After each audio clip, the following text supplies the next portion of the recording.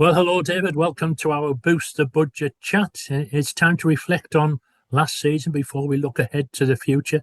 But 2 seasons ago, we finished in 16th place on 56 points. Last season we finished in 11th on 69 points. So that suggests some kind of good progression, doesn't it? Yeah, good morning, Rhett. Yes, progression. It's the highest number of points since I've been at the club, which is pleasing. But obviously, we set our challenge at the start of the season to try and make the playoffs, to progress from where we were last year, and I think that has been a success in terms of progression over the season. But sadly, we fell short, just fell short of the playoffs by a few points. That's the difference between one or two extra players, a little bit more quality, also taking our chances. But delighted with the progress under Steve and Terry. We've come a long way, and I think the nucleus of a very strong squad is developing. Yeah. Now, Steve and Terry had some good quality contacts to bring players in, and they continue to do so. If you look at the loan market, for example, Will Flynn from Doncaster, Caden Kelly from Sunderland, Sam Hetherington from Carlisle, and it's a good job they have a good friendship with Middlesbrough, isn't it? Because we had to pick up that emergency keeper over the Easter weekend. Yeah, I think that's certainly something that they brought the club there. That their contacts, we are using the loan market far more effectively. It's difficult getting players from under 21 level who can deal with both not only the physical but the mental aspects of playing in the National League North. It's quite a demanding environment for young players, and there's only certain players can adapt to that. But finding those players is difficult, but Steve and Terry have used their contacts really well, and we've had some really good talent brought into the club through their networks, their contacts. I think Will Flint's had a fantastic season. For a young kid, he's blossomed and grown. I think he's got a great future in the game. It was great to see him on the bench for Doncaster, and likewise, young Sam, who came at the end of the season, he was on the bench for Carlisle last weekend. So, yeah, good players, ability to show that they can play at this level, and also we had Caden Kelly there, giving us chipping with a few goals as well. So I'm happy the way we've used the loan market. I think it's something we'll continue to do. So these players cost us a lot less than contracted players, and it's a good way of actually adding to the squad and bringing some additional quality in, particularly if the young players want to come and learn under the likes of Steve and Terry. We've got the nucleus of a good squad there as well, haven't we? Steve is saying that he wants to keep the majority of them for the forthcoming season, which is great because we know there's potential in there. We know what these guys are capable of. Yes, there's a lot of proven National League North players in there, putting in solid performances week in and week out. We need to add to that now. Looking at, Steve's working on the retained list as we speak, but that should be out very shortly. And then I know they've got a list of around about 40 players. They're looking at different, leagues above, leagues below, etc. Our league that we're trying to bring into the football club to add some quality to what we already have there with the nucleus that remain. But one of the biggest challenges facing us in this division, David, is the number of full-time clubs that we're up against, isn't it? When you look at it now, Kidderminster is staying down. Buxton missed out in the playoffs. Kings Lynn, they also missed out in the playoffs. South Shields finished bottom half of the table. Maybe Scunthorpe if they don't beat Chester in the playoff final. Fylde are full-time and they're coming down. Macclesfield are coming up and have big investment behind them. So we're going to need to invest in a good, strong squad to compete against them. Yeah, it's always been a competitive league. I think it's a far more difficult league than the National League South.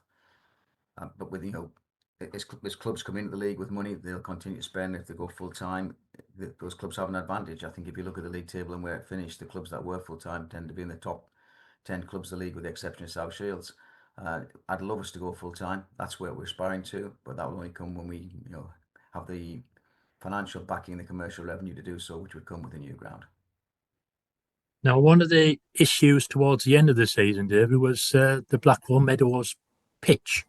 Now, we're going to invest in that with our colleagues from the rugby club, aren't we? Which hopefully will make sure it's in better condition next season. For example, equipment, which means that the pitch can be watered in just a few hours instead of a couple of days. That's correct. I think the pitch was in a very poor state at the end of the season, and a lot of criticism thrown around that we didn't know what we were doing, etc. Things like that. That wasn't the case. There's a lot of time and effort gone in, but ultimately the lack of water that the pitch has had over a long period of time has led to that condition. Unfortunately, we don't have the irrigation systems installed in the pitch at Blackwell, nor the equipment to water it effectively in a short period of time. It takes 2 days to water that pitch with the equipment we've got.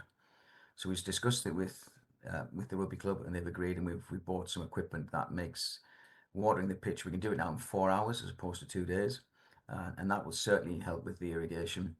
And also that equipment is portable, so if we were to move away from Blackwell, and it's not wasting money, we just compensate the rugby club and see whether they want to keep it or if we could take it with us. So it's something that will improve the pitch next season. We'll have greater watering of the grass. It's very, very important at certain times of the year, and hopefully we'll have a much better playing surface to play on next season. Yeah. Now, you mentioned about possibly moving away from Blackwell there. What can you say about the proposed new ground, bearing in mind that we must respect confidentiality with all the parties that are involved? Yeah, sure. Again, I can't say too much today, and I think that must be frustrating for everybody. Trust me, the most frustrated person within this is myself. I'd love to come forward and advise on a timeline, etc., but we're not in control of that. So to summarise, we are exploring a number of options. There's one at a very advanced stage, but we're bound by NDA, so we can't talk about it. There are other parties interested in that option, so we must bear this in mind. I like to think that we will succeed with this, and we're working hard to deliver it. If however we don't proceed for any reason with that option, we'll move to other ones. I have to say that Darlington Borough Council have been extremely supportive through this. They've been very helpful, and we've also been in discussion, with other sporting clubs in the area. And I'd like to just mention that we have discussed this with the rugby club. I have had a conversation with Andy Gunnelay, the chairman at the rugby club. He's a great guy. He understands it. He understands our aspirations to move back to the Football League, and hence the need to develop our own facility. But for the moment, we are attending at Blackwell. We'll continue to play there, and we're planning to play there from next season. But we will continue to work on the new ground, and hopefully there'll be some news shortly. But that's all I can say. I'm afraid it's close, but there are other options and other people interested. So we have to hope that our proposal, which is widely accepted by all stakeholders, will be approved and we can move forward with it. But it's worth stating as well, David, that when the club has something official to say, then it'll come from you. It'll come from me, yes. I'm aware of leaks and rumours and everything that pop up every week. There's some that are near the mark, some are wildly away from the mark. It's just the way. That's just the nature of people speculating on social media. So when there's something to say, we'll come out and say it, and then people can reflect on maybe what's gone on across the last 10, 12 months and decide, well, actually, that's a good deal or it's not. Now, what about our fantastic support, David? 1,436 was our average in the season just ended. At Blackwell Meadows, there were times when there were 200 or 300 travelling to away games. At York, for example, I think there were 600 for the trophy tie. It's great to see everybody attending at home and great numbers travelling away, isn't it? As I said before, we're the best fans in the league. We shouldn't get blasé about that. It's about putting the right product on the pitch and ensuring that the fans remain happy. But we have fantastic supporters. The way they back the team every year with boost the budget, the way they support home. Not once this season has the fans turned on the club and on the players, and that's so important. The players respect the fans so much, and giving them that boost every time they step out of Blackwell or when they go away from home. As you say, the noise that they create, it's fantastic. The players really do respect it and they talk about it. So just again, fans, keep that going. I'd love to see crowds increase next year. Obviously, the more crowds we get through the door, the greater revenue. But I appreciate, that some of the viewing experiences at Blackwell aren't great. But if let's see if we can push that average crowd above 1,500 this year, because every penny that we get goes towards the playing squad on the pitch. Now, Booster Budget is well underway, David. We're just past the 50 grand mark. We're hoping for a £180,000 target to be passed later on in the month. It's going to be really important, isn't it, for the fans to contribute towards it? Yeah, absolutely. We're trying to get a budget to the same level, or if not, a little bit more than we had last year. As you mentioned, it gets more and more competitive in this league with teams on full time, and there's obviously competition for players in the northeast with wage challenges, etc. So it's very important. But as I say, the fans have done fantastic. I think I saw somewhere on social media that they've raised over £1 million. That's over £1 million in the last since 2017 that the fans have raised to boost the budget. Incredible amount. So it's it's vital to what we can put on the field in the future. And Steve and Terry are very grateful of the ability to go and look for players when they know they've got a decent budget behind them. So finally, David, let's wish everybody a happy summer, and we'll see them all again in August. Yes, it'll come around very quickly, Ray. The the work is starting now. I know, I've been to a couple of games. Stephen Terry, I've been to games and watching games before the end of other league seasons. That scouting network is starting to look at players, identifying players. As I say, we'll get the return list out shortly, and then we'll be looking to strengthen in areas.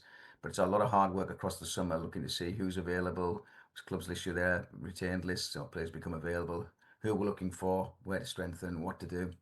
And let's hope we can put together a very, very competitive squad and have an exciting season next season.